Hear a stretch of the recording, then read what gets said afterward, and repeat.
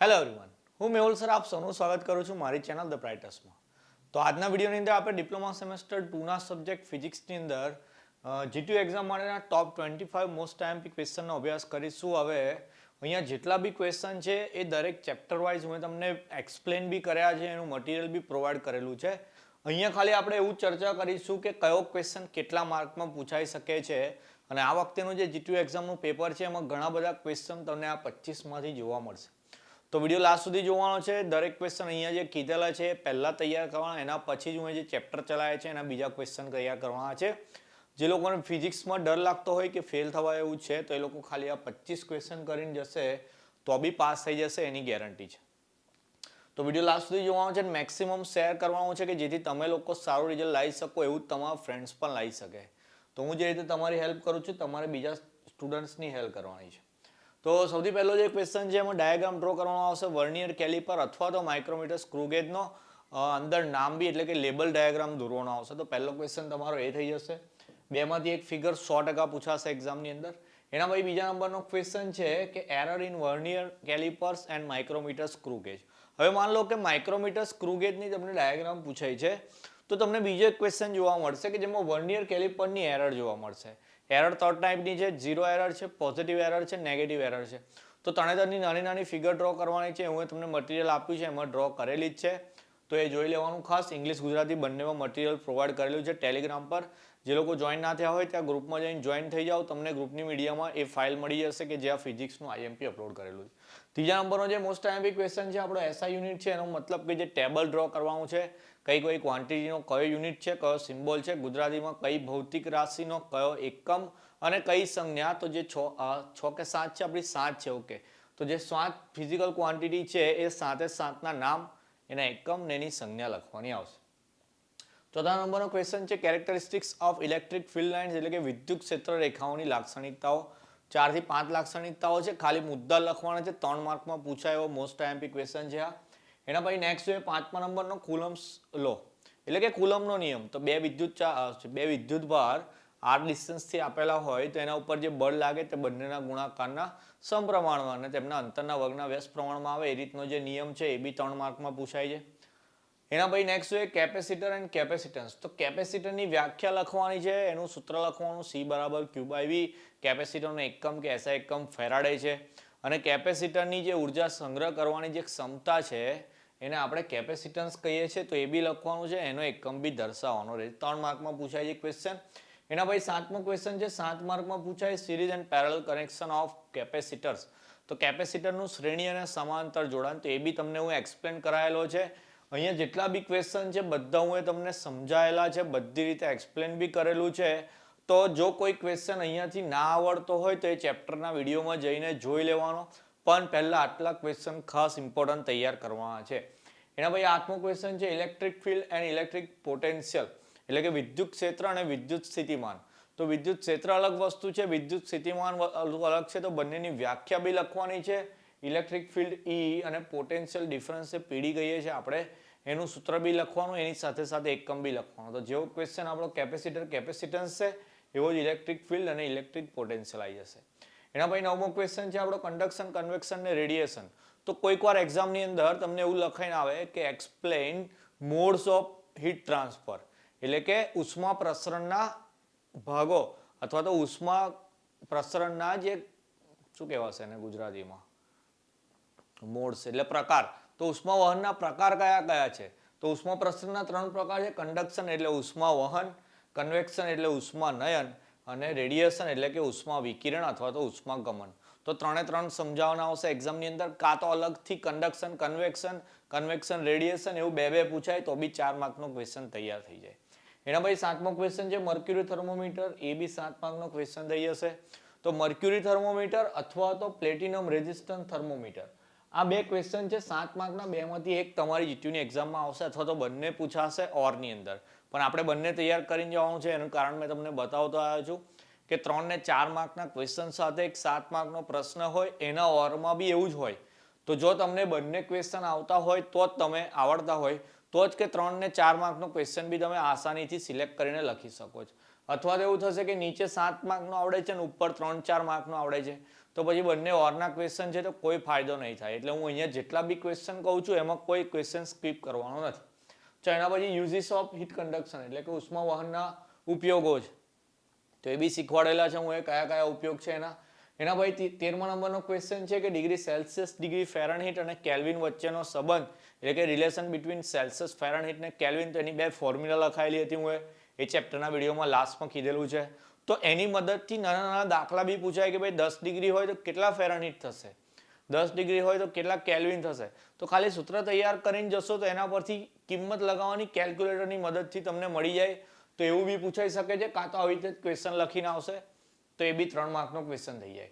તો એના ભાઈ લિનિયર એક્સપાન્શન ઓફ સોલિડ એટલે કે ઘન પદાર્થનું રેખીય વિસ્તરણ કે ભાઈ લોખંડનો સળિયો હોય એ ઘન પદાર્થ થઈ જાય, એને આપણે ગરમ કરીએ તો એનું પ્રસરણ થાય એટલે કે એની લંબાઈમાં વધારો થાય, કોના પર આધાર રાખે એ ક્વેશ્ચન છે, એ બી આપણે સમજાયેલો છે.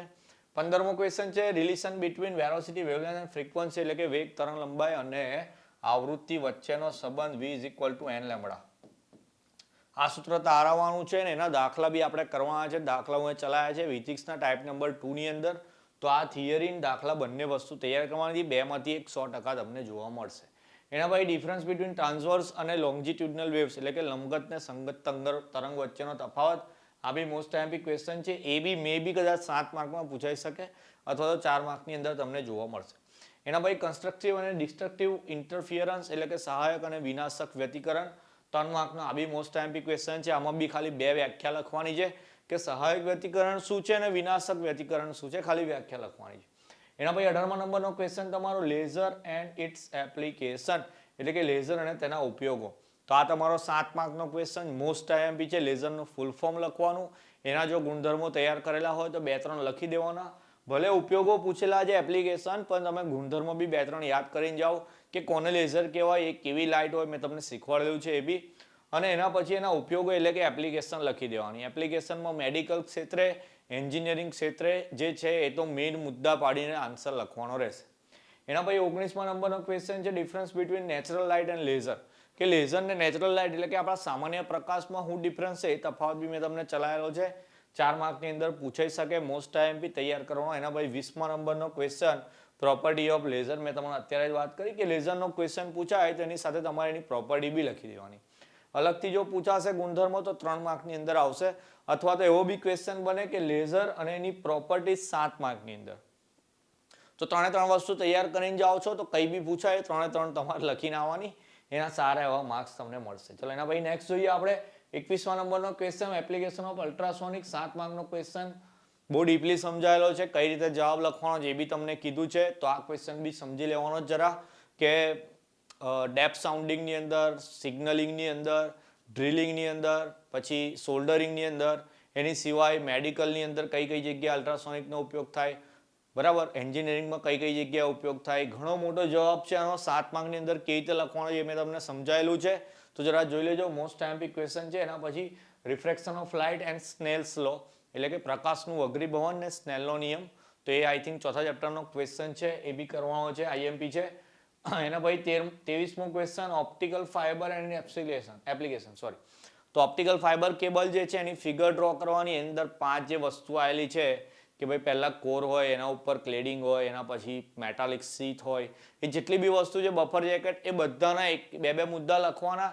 એના પછી એના ઉપયોગો એટલે કે એપ્લિકેશન કઈ કઈ જગ્યાએ થાય છે એ બધી વસ્તુ લખવાની. 7 માર્કનો તમારો એક ક્વેશ્ચન થઈ જશે. 24મા નંબરનો ક્વેશ્ચન છે, એમાં મેં ટાઇટલમાં ડેફિનેશન એટલે કે વ્યાખ્યાઓ.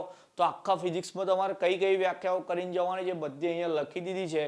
અને વ્યાખ્યાઓ બી એક્ઝામમાં પૂછાશે કેવી રીતે, તો ડિફાઇન ફોલોઈંગ એટલે કે વ્યાખ્યા આપો એમ કરીને 3 નામ લખેલા હશે આમાંથી જ, અને 3 માર્કનો તમારો ક્વેશ્ચન થઈ જશે. તો 1 કે 2 ક્વેશ્ચન એવા જોવા મળશે કઈ કઈ વ્યાખ્યાઓ કરીને જવાની છે. પીરિયડિક ટાઈમ એટલે કે આવર્તકાળ, ફ્રીક્વન્સી એટલે કે આવૃત્તિ, વેવલેન્થ એટલે કે તરંગ લંબાઈ, એમ્પ્લિટ્યુડ એટલે કંપ વિસ્તાર, ફેઝ એટલે કે કલા, એક્યુરેસી ચોકસાઈ, પ્રિસિઝન એટલે સચોટતા, હીટ કેપેસિટી ઉષ્માધારિતા, સ્પેસિફિક હીટ એટલે કે વિશિષ્ટ ઉષ્મા, મીટરની પહેલા ચેપ્ટરમાંથી, કેલ્વિનની બી પહેલા ચેપ્ટરમાંથી. તો આટલી વ્યાખ્યાઓ તૈયાર કરીને જવાની છે. હવે એવું માનો કે વ્યાખ્યા તમે તૈયાર કરીને ગયા હીટ કેપેસિટી અને સ્પેસિફિક હીટ, પણ ક્વેશ્ચન પૂછાઈ ગયો કે define specific heat and heat capacity. એવું નહીં કીધું કે વ્યાખ્યા આપો કે ડેફિનેશન લખો. તો તમને એવું કીધું છે કે ભાઈ બંને વસ્તુ સમજાવવાની, તો તમે અહીંયા તૈયાર કરી છે તો એ જ વસ્તુ ત્યાં લખવાની આવે. એવું ના હોય કે વ્યાખ્યામાં પૂછાય તો અલગ જવાબ હોય, પ્રશ્નમાં હોય તો અલગ. તો હીટ કેપેસિટી અને સ્પેસિફિક હીટ પ્રશ્નમાં બી કોઈ વાર પૂછાય છે, અને એ જ રીતે એક્યુરેસી અને પ્રિસિઝન બી કોઈ વાર પ્રશ્નમાં પૂછાય છે. તો આ જે વ્યાખ્યાઓ જેટલી બી અહીંયા કીધી છે મોસ્ટ ટાઈમ બી છે, બધી વ્યાખ્યાઓ તૈયાર કરવાની. અને 25મા નંબરે આપણે ન્યુમેરિકલ્સ એટલે કે દાખલા કરવા. તો 2 ટાઈપના દાખલા હું અપલોડ કરેલા છે. એ 2 ટાઈપના દાખલા એકદમ સહેલા અને મોસ્ટ આઈએમપી છે, એટલે હું એ લાસ્ટમાં કરાયા છે. તો એ 2 ટાઈપના તમારે દાખલા કરી દેવાના. ઘણા બધા સ્ટુડન્ટ રિક્વેસ્ટ કરે છે કે સર બીજા ચેપ્ટરના બી દાખલા ચલાવો કે જે કેપેસિટર વાળા છે. તો કેપેસિટર વાળા દાખલા જો કોઈને અગર કરવા હોય તો એ આ ટાઈપના દાખલા કરી દેશે. કઈ ગયો ક્વેશ્ચન આપણો? હા, સિરીઝ અને પેરેલલ કનેક્શન વાળી જે ફોર્મ્યુલાઓ છે કે જ્યારે 2 કેપેસિટર સિરીઝમાં હોય તો એની formula 1/C = 1/C1 + 1/C2. Parallel હોય તો C = C1 + C2 + C3. તો એ 2 ફોર્મ્યુલા પરથી એવું કહેશે કે તમને 2 કેપેસિટર આપેલા છે, સિરીઝમાં છે, તો એનું સમતુલ્ય કેપેસિટન્સ એટલે કે ઇક્વિવેલન્ટ કેપેસિટન્સ કેટલું આવે, અથવા તો 2 પેરેલલમાં છે તો કેટલું આવે. તો એ ટાઈપના દાખલા કરવાના આવશે. પણ એ દાખલા પૂછાવાના ચાન્સીસ ઓછા હોય છે. મેં જે 2 ટાઈપના દાખલા ચલાવ્યા છે, કઈ ટાઈપના કરાયા હતા? એક તો LCM એટલે કે લઘુત્તમ માપ શક્તિના, અને બીજા V = n લેમ્બડાના. તો આ સહેલા તો છે જ, પણ એની સાથે સાથે મોસ્ટ ટાઈમ બી છે. એટલે આ 2 ટાઈપના દાખલા તો ખાસ કરી દેવાના. તો આપણું જે આ ફિઝિક્સ છે એની અંદર મેં તમને ટોપ 25 મોસ્ટ ટાઈમપી ક્વેશ્ચન આપી દીધા. આટલામાંથી તૈયારી કરીને જાઓ તો 100% ગેરંટી તમે ફિઝિક્સની અંદર પાસ તો થઈ જ જશો. ઇવન સારા માર્ક્સ પણ તમારા આવશે.